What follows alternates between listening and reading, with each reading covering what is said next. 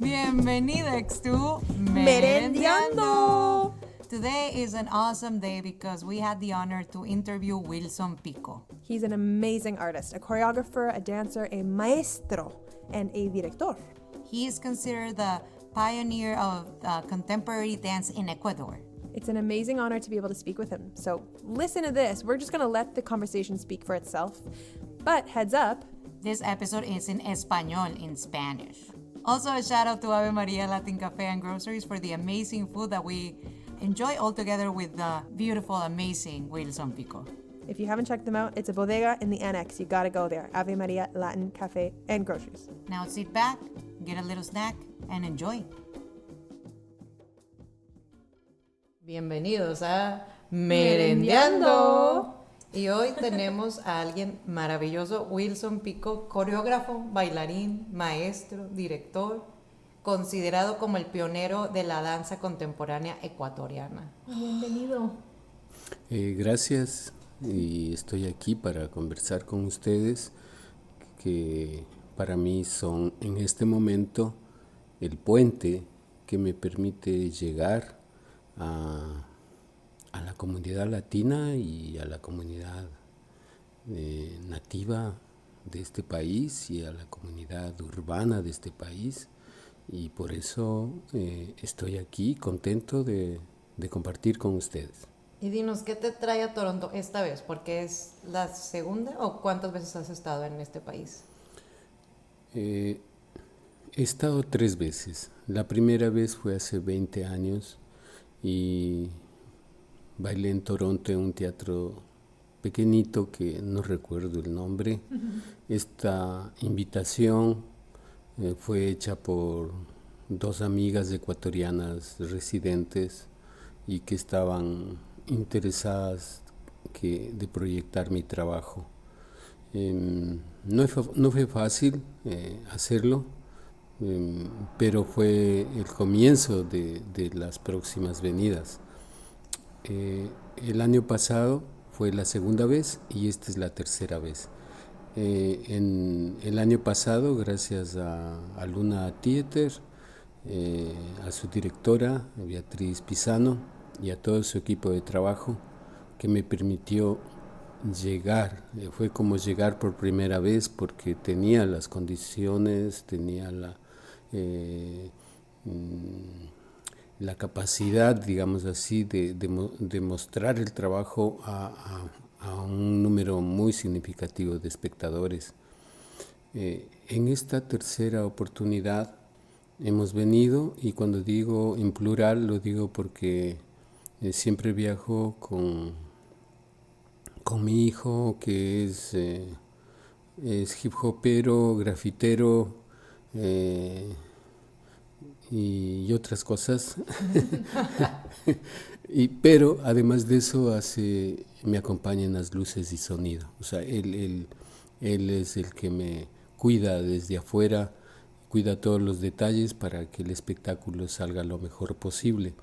Hemos venido, como decía, por tercera vez, en esta ocasión invitados al festival de la ciudad de Kirchner.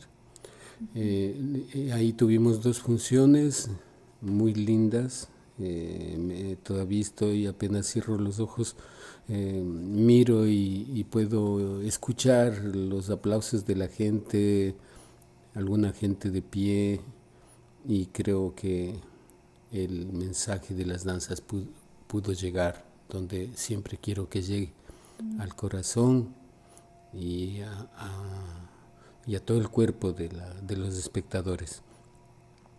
Y luego de Kirchner hemos regresado a Toronto otra vez gracias a una invitación de Luna Theater para colaborar en un montaje que ellas están realizando, creo que para enero. Sí. ¿Y este festival en Kitchener se llamaba Impact Festival? Sí, Sí. claro. Y ahí el director Majdi Sí, sí. Majdi, él me vio aquí en Toronto y se emocionó muchísimo y dijo, yo quiero que usted venga a mi festival. Y bueno, cumplió la palabra, estoy aquí. Y el mismo Majdi me conectó con un festival en Montreal, North Festival creo que se llama, y que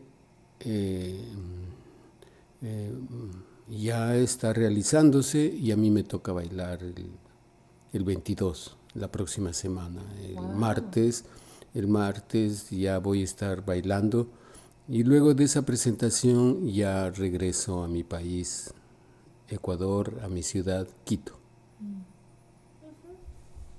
Cool. Ok, ¿y estás trabajando con las mujeres en los solitudes, las soledades? ¿Y en qué están trabajando ahorita contigo? Estamos en el empeño de darle movimiento, gestualidad a los textos. Y es un trabajo donde hay que recurrir al cuerpo, podríamos llamar a un teatro del cuerpo, de tal manera que el texto, con toda la importancia que tiene y que siempre ha tenido, se compagina, forma un tejido con el cuerpo. Es una relación orgánica, no es ponerle movimiento al texto, no, es algo más rico, más profundo.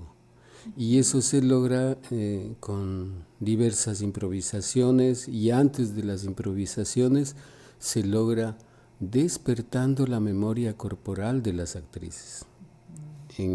Desde el primer momento que empezamos el calentamiento, en la preparación del cuerpo para que luego se exprese, y yo pongo énfasis en la memoria. Puede empezar por las manos, luego seguir a los codos, a los hombros, al cuello y la cabeza, al torso, a las caderas, a las rodillas y a los pies.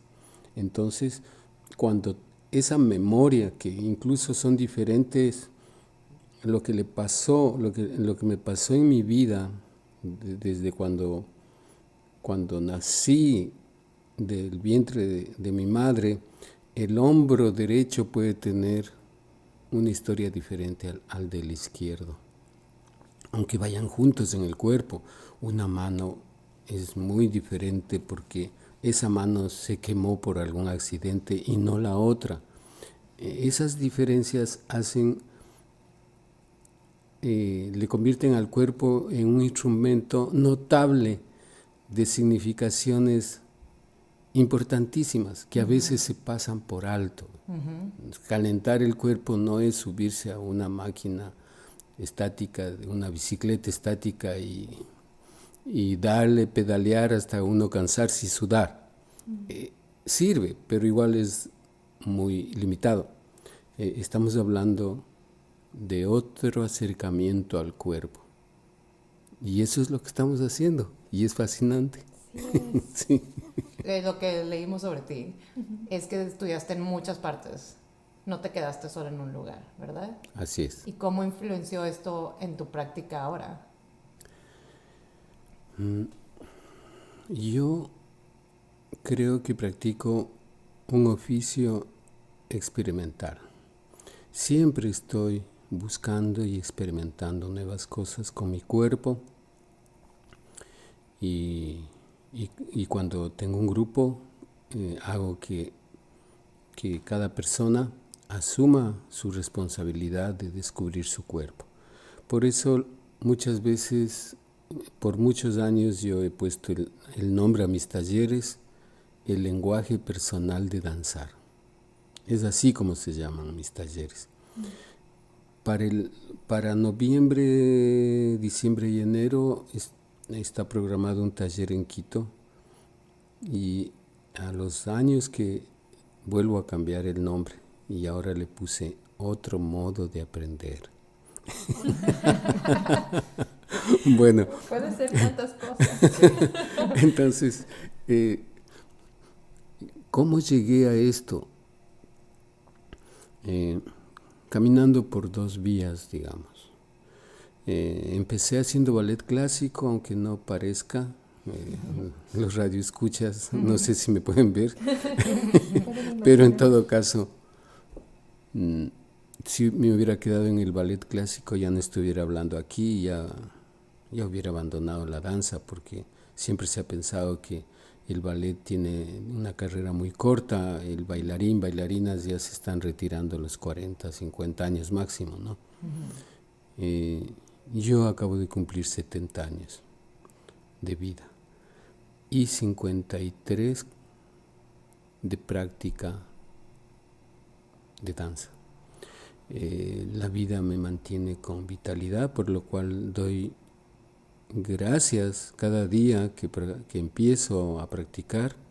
Doy gracias por dos cosas. Una, agradezco el espacio donde estoy trabajando, sea grande, chiquito, porque a veces me toca ensayar moviendo la cama del hotel.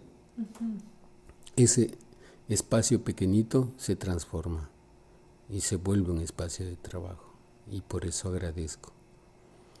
Y agradezco porque exista todavía energía en mi cuerpo para seguir experimentando el movimiento. Siempre lo hago. Esta actitud me ha permitido, decía, caminar por dos líneas. Una, algo que podríamos llamar una línea de autodidacta, se dice. Es porque desde que empecé a estudiar ballet, antes que venga la maestra, yo estaba practicando mis cosas que aprendí el día anterior, o luego que se iba, yo me quedaba también practicando y transformando lo que había aprendido. Y eso que al comienzo era como una curiosidad, vi que era fundamental, que iba a ser fundamental en mi vida, que eso me permitió hallar mi propia voz. Esa experiencia era lo más importante. Sin embargo, siempre tenemos que estar abiertos a aprender, y el aprendizaje se da de la manera más inesperada del mundo. Se aprende en los sitios menos pensados. De esa manera podemos entender cuando la gente dice la universidad de la vida es las calles, por ejemplo, ¿no? Y es verdad, para mí ha sido una verdad. Y agradezco mucho a las maestras, profesores, profesoras con las cuales aprendí en el trayecto hasta hoy día. Entonces empecé con mi maestra de ballet, luego tuve la suerte que llegó a Quito, enviado por la UNESCO, un alumno de Jerzy Grotowski, el gran maestro del teatro pobre de Polonia. Y esa enseñanza vino y me transformó, o sea, me sacó del ballet. Sin embargo, yo cambié del ballet a este entrenamiento sin olvidar lo que aprendí del ballet. Yo todavía practico posiciones de ballet porque me han servido y me siguen sirviendo, pero están transformadas en mi cuerpo. O sea, no se puede decir que llegué a bailar un fragmento de Cascanueces, digamos, aunque hay fotos que yo mismo me sorprendo cuando me veo de bailarín clásico. De ahí, de ese bailarín clásico, a interpretar a un pordiosero de Latinoamérica, a interpretar a un soldado raso de Latinoamérica, a interpretar a una beata de Latinoamérica, al interpretar a una mujer popular de Latinoamérica, a interpretar a uno de los dictadores de los años 70 de Latinoamérica. Entonces mi cuerpo se ha ido transformando de acuerdo a los personajes que he ido interpretando. Entonces, vuelvo a repetir, o sea, agradezco a la profesora de ballet, agradezco a Pascal Monod, un francés, alumno de Grotowski, agradezco al mismo Grotowski, que no tuve la suerte de conocerle personalmente, pero de su libro yo me inspiré tanto. Agradezco a Augusto Boal, el creador del Teatro del Oprimido de Brasil, él ya murió. Agradezco a los profesores de la escuela de Martha Graham en Nueva York, donde fui a aprender, a la compañía de Luis Falco, alumno de José Limón, ese gran bailarín y coreógrafo mexicano que se quedó en Estados Unidos y que hizo y propuso toda una estética y una técnica. Entonces, y fundamentalmente agradezco a las comunidades ecuatorianas negras, mestizas e indígenas, de las cuales he aprendido al ir a sus comunidades pidiendo permiso. Entonces, una cantidad de elementos, de movimientos, de técnicas de danza y de teatro que me han permitido, digamos, conectar con mis propias búsquedas.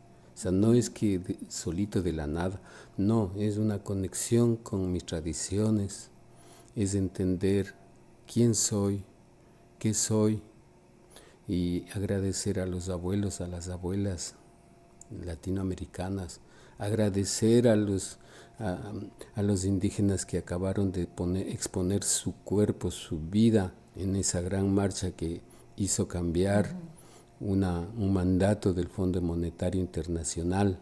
O sea, esas significaciones son experiencias, son lecciones que aparentemente no tendrían nada que ver, sí tienen que ver, transforman mi movimiento, mi gestualidad, transforman la urgencia de denunciar, de gritarle al mundo, de contarle al mundo todo lo que significó para nosotros esa marcha.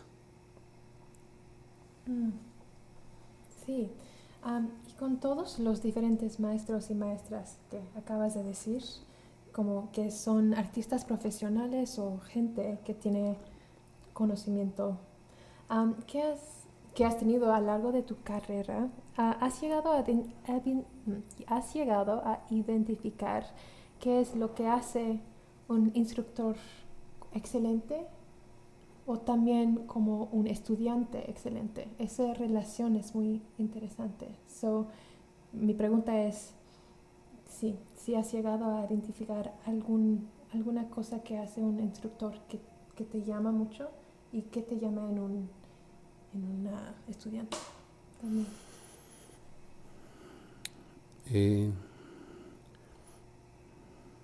Estoy pensando en el maestro francés, que aparentemente al comienzo creíamos, los que trabajamos con él, que era como injusto y duro, porque cuando le preguntábamos decía, no sé, busca. Yo no sé, busca, solamente busca. Y dale, solamente, ya no nos acercábamos a preguntar, pero porque era la misma respuesta. Y no tenía compasión. Y todo eso que nos parecía duro, ahora lo entiendo que era una lección. Y al otro lado puedo pensar en Catherine Dunham, un seminario que fue como un regalo de la vida. Era la primera vez que yo salía del país a Caracas, Venezuela, 1974, y ella estaba dando uno de sus últimos talleres antes de morir, y tendría ella unos 85 años. Y lo que aprendí de ella fue, ella era todo lo contrario, no era dura, era tremendamente cariñosa y de una gran capacidad de afecto. Es también un camino, sin por eso decir que era débil. En ningún momento era débil. No se confundía el afecto, la ternura de enseñanza que ella tenía. Son maneras que tienen las personas de enseñar. Mi misma profesora de ballet, o sea, era muy dura conmigo. Me mandaba atrás, ¿no? Con dureza. No me quería. Luego cambió al ver mi dedicación, pero al comienzo era como para salir corriendo. Entonces uno se va topando en la vida con profesores que pueden incluso no ser tan buenos, pero si uno está atento, puede sacar provecho. Y lo importante es no doblegarse ante situaciones duras, y también ante situaciones, doblegarse también es cuando uno puede recibir un elogio y hay que saber ubicar el elogio en el sitio correcto. De eso también yo me he cuidado, o sea, porque afortunadamente se ha escrito mucho sobre mi trabajo en muchos países, ¿no? Pero cuando yo recibía un elogio que a veces he considerado un poquito exagerado, es cuando más he estado atento y cuando más he doblegado mi trabajo. Doblegar quiero decir, he vuelto a trabajar con más atención, incluso cuantitativamente más, para para uno mantener el equilibrio y que la observación sea a veces puede haber hay observaciones que pueden tener malas intenciones, y la única manera de avanzar es no perder el equilibrio. Y en la condición de alumno, pues aunque resulte trillado, o sea, uno siempre está aprendiendo, siempre se dice, la voz popular incluso dice, uno siempre está aprendiendo, es verdad, aunque hay que saber aprender. Hay que estar atento para aprender bien y no de una manera mecánica. Algo que me llamó la atención de lo que dijiste en una de tus respuestas pasadas era de cómo todo lo que pasa a tu alrededor modifica los personajes que pones en tu cuerpo. Yo quiero saber cómo decides cuál es tu siguiente pieza. O sea, ¿es basado en lo que está pasando a tu alrededor o una curiosidad tuya? ¿Cómo creas tu trabajo? Muy buena pregunta, porque no es fácil responderla.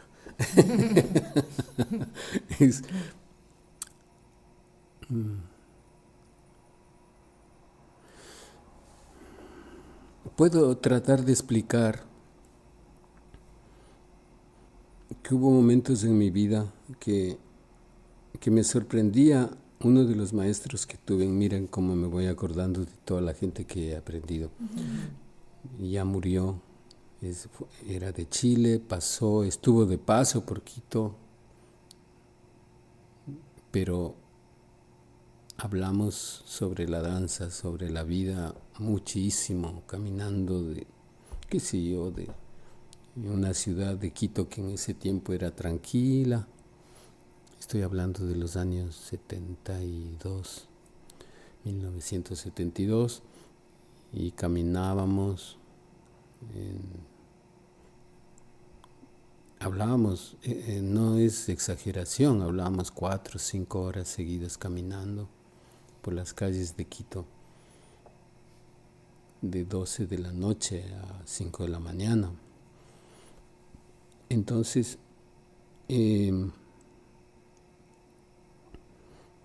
yo me sorprendía como los temas que tenía. Cuando yo le preguntaba, ¿y cómo bailas los temas? O sea, ¿qué haces? O sea, ¿cómo eliges los temas para bailar?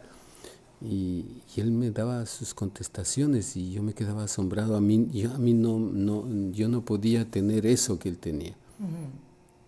desde adentro le envidiaba la capacidad de los temas que en él surgían. Y yo decía, ¿yo por qué no puedo? Cerraba los ojos, apretaba los puños, ¿no? Y decía, ¿cómo es esto? ¿Por qué no me viene una idea buena a mí? O sea, era un tiempo que muy duro, doloroso casi. Cuando me relajé, empecé a ver. Y ha llegado momentos en que he tenido que como volver a cerrar los ojos, pero ya sin apretar de una manera tensa. Es como decir, pausa, por favor, ¿no?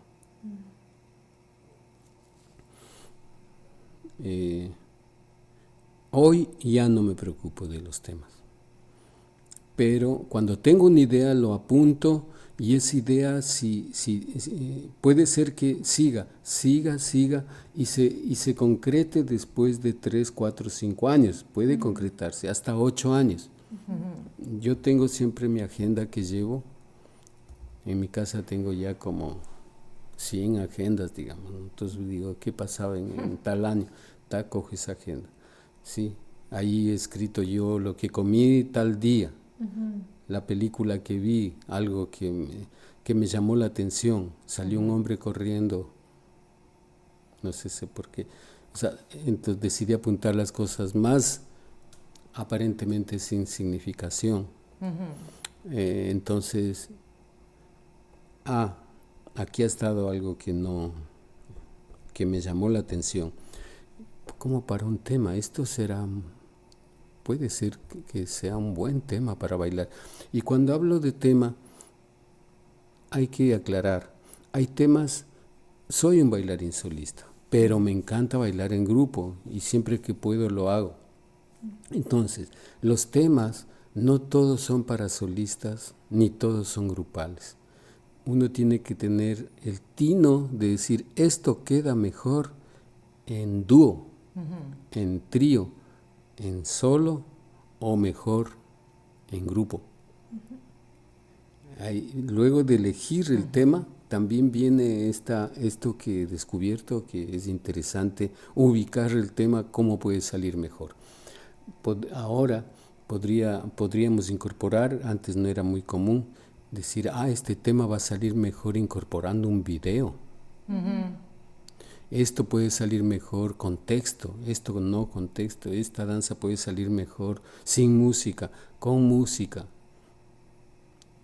Entonces, para dar un ejemplo, 1978, Distrito Federal Mexicano.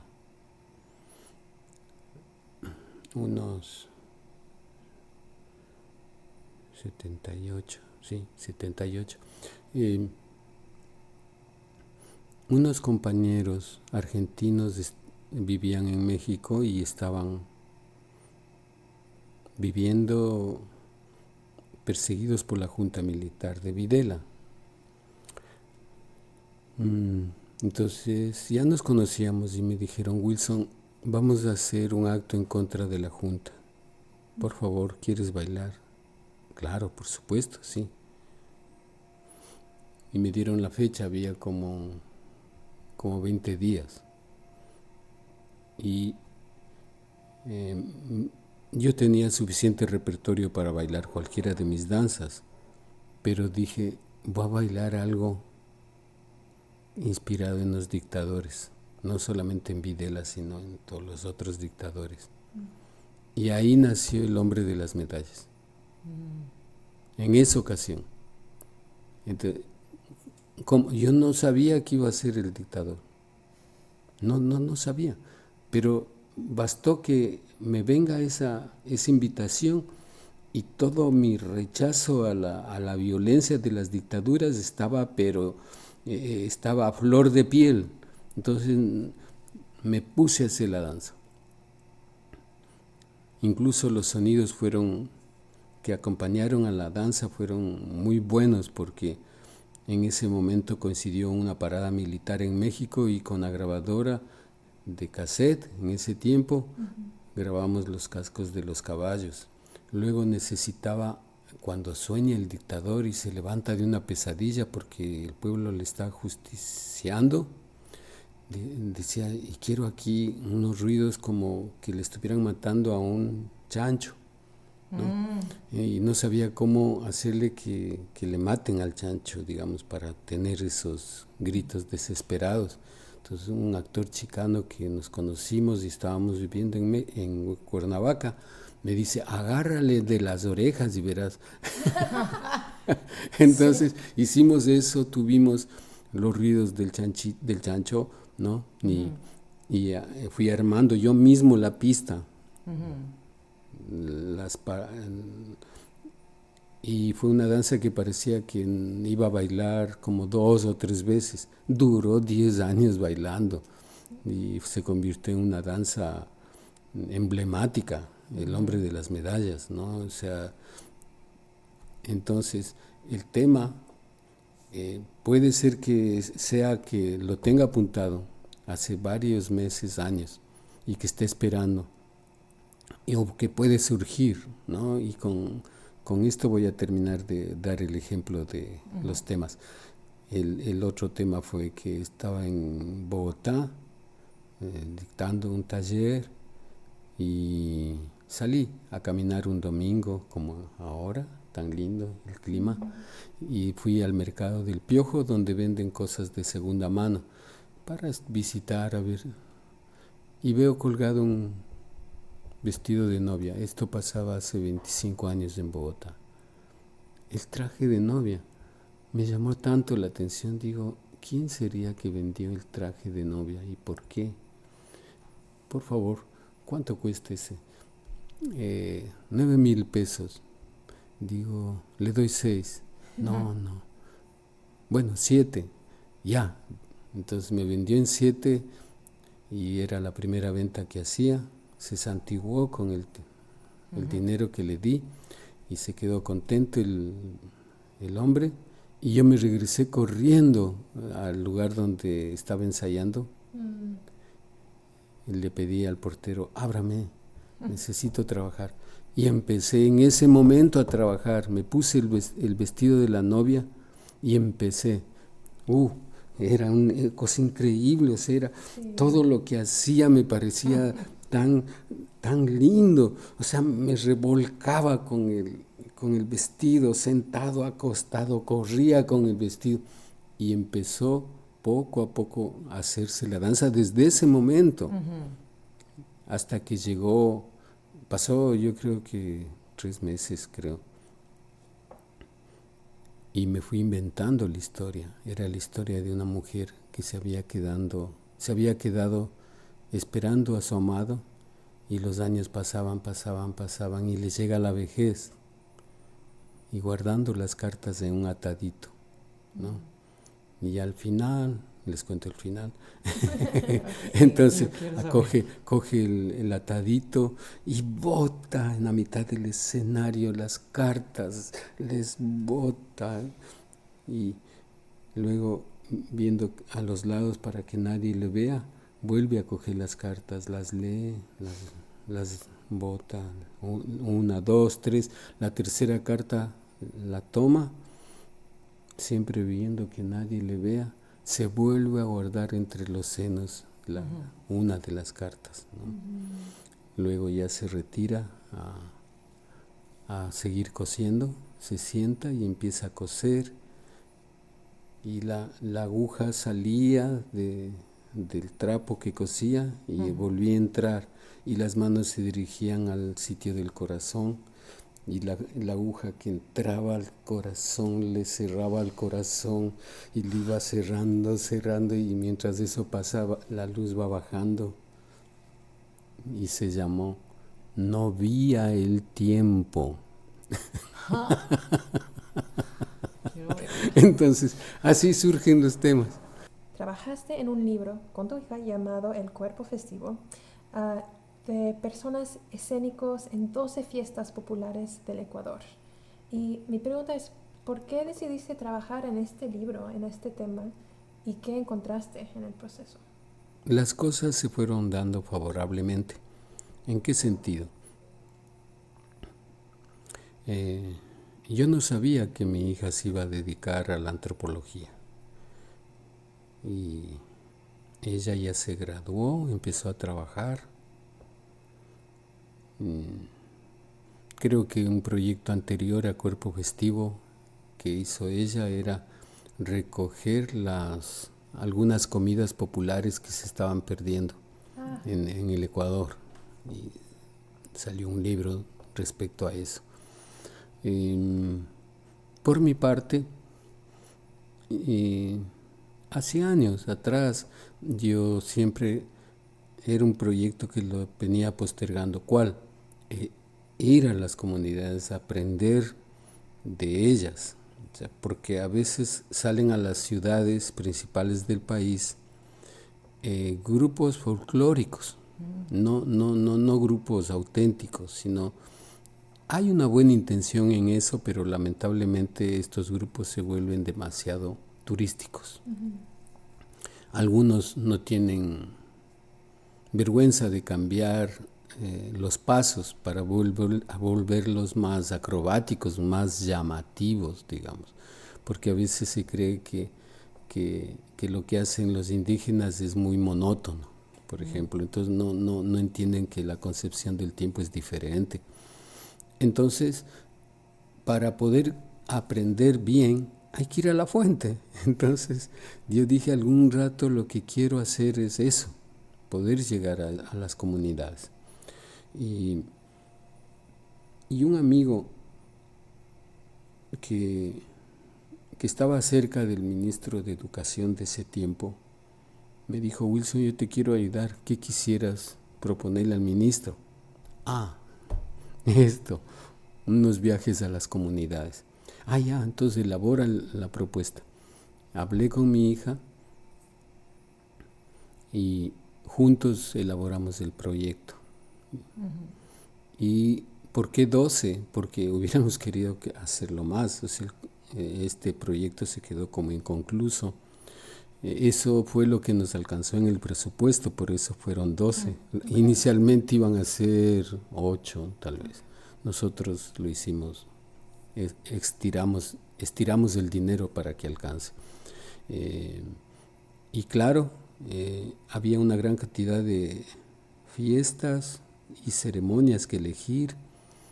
Juntos elegimos las que eran más convenientes al presupuesto. O sea, no fuimos, por ejemplo, a la Amazonía porque no alcanzaba el presupuesto, porque no íbamos solo los dos éramos los directores del proyecto con Amaranta. Ella dirigía a otra etnógrafa, ella también estaba en conexión con los que iban a hacer el video, los que iban a captar el sonido. Entonces éramos 8, llegábamos a veces a 10 personas que íbamos. ¿Y cómo ir? Antes había que pedir permiso, y eso era una condición, sobre todo de mi hija, que tiene un alto respeto a las comunidades, y entonces había que pagar un doble pasaje, en fin, pero no fue fácil. O sea, sacar ese libro y esos videos fue un trabajo de una disciplina y de una fe y de un amor a lo que hacíamos, pero que logramos hacerlo, ¿no? Y hay una cosa que contarles también, que en las comunidades nos miraban con recelo, porque cuando les preguntábamos, y ellos decían: siempre vienen gente y nos dicen que van a regresar a entregarnos las fotos, y nunca vienen. Entonces nuestro propósito fue, apenas tuvimos editados los libros y los videos, quienes recibieron primero fueron las comunidades, para sus bibliotecas o para las mamas, los taitas, eran los primeros que les íbamos a agradecer por el conocimiento que nos habían proporcionado, y no podían creer que habíamos regresado las diferentes comunidades, ¿no? Entonces quedamos de amigos, se entabló una relación muy, muy, muy bonita. Entonces ese proyecto a mí me superó lo que yo mismo me había imaginado, ir ir solamente a mirar. Claro que fui a mirar, pero también fui registrando y se enriqueció con la dirección de Amaranta. O sea, fue muy, muy bello. Hablaste también de videos. ¿Hay una manera de ver ese videos? Sí, hace como 3 años o 4 decidimos ponerlo lanzarlo a la red, para que vimos que era importante que la gente lo mire, ¿no? Queríamos recuperar lo invertido, tal vez vendiendo, pero ese proyecto se iba alargando, no teníamos fondos para pagar una nueva edición del libro o de los videos, y por lo menos los videos están de una manera gratuita en la red. Pueden ubicarlo como Cuerpo Festivo. Okay. Y también buscan el libro, por favor, porque suena muy interesante. Sí. También. ¿Qué es bailar para ti? Es una experiencia que rompe mi cotidianidad y me permite entrar, como casi siempre bailo personajes, entonces tengo que decir, me permite entrar en la vida de ese personaje que voy a bailar. Y eso es muy interesante hacerlo. Muchas gracias por estar aquí con nosotros. Sí. Esta conversación fue, yo creo personalmente para nosotros, maravillosa. Yeah. Eres increíble. Muchas, muchas gracias por estar aquí. Bueno, para mí también es un momento agradable, lindo. No me esperaba esta conversación tan fluida, fresca, y me ha dado luz, me ha dado fuerza, y estoy feliz de haberles conocido. Muchísimas gracias por decir eso.